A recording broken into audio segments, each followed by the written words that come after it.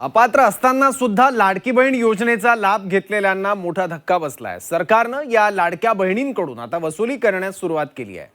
आतापर्यंत 6457 अपात्र बहिणींकडून 11 कोटींची वसुली करण्यात आली आहे। बघूयात।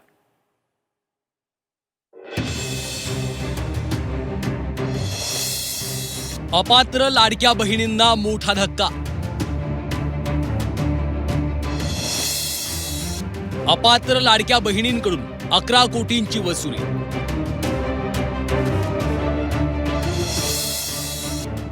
बोगस लाभार्थ्यांवर शासनाची कारवाई।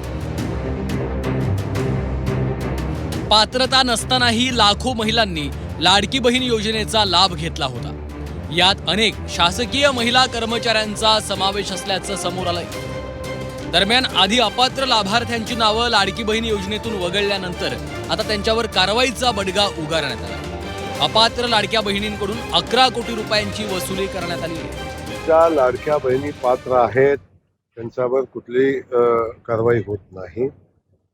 पात्र नसताना ज्या लोकांनी लाभ घेतलेला आहे त्या पण आमच्या लाडक्या बहिणीच आहेत, पण कोणी सर्व्हिसला आहे, कुठं पदावर आहे, ज्यांना लाभ घेणं अपेक्षित नाही।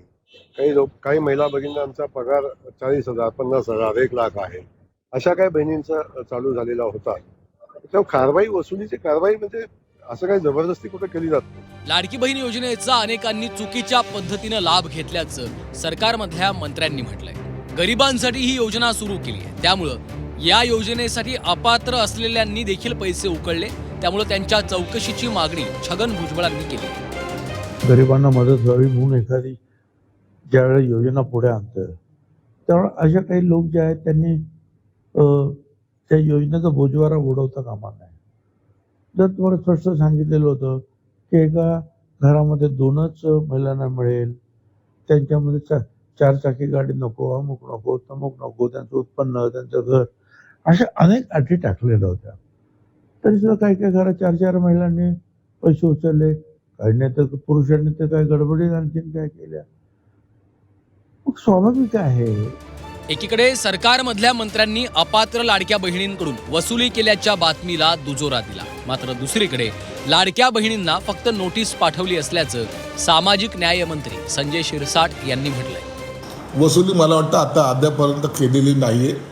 निश्चित ज्यांनी चुकीच्या पद्धतीने फायदा घेतला असेल तर त्यांना नोटीस जरूर दिल्या असतील, परंतु वसुली कुठे झालेली नाही।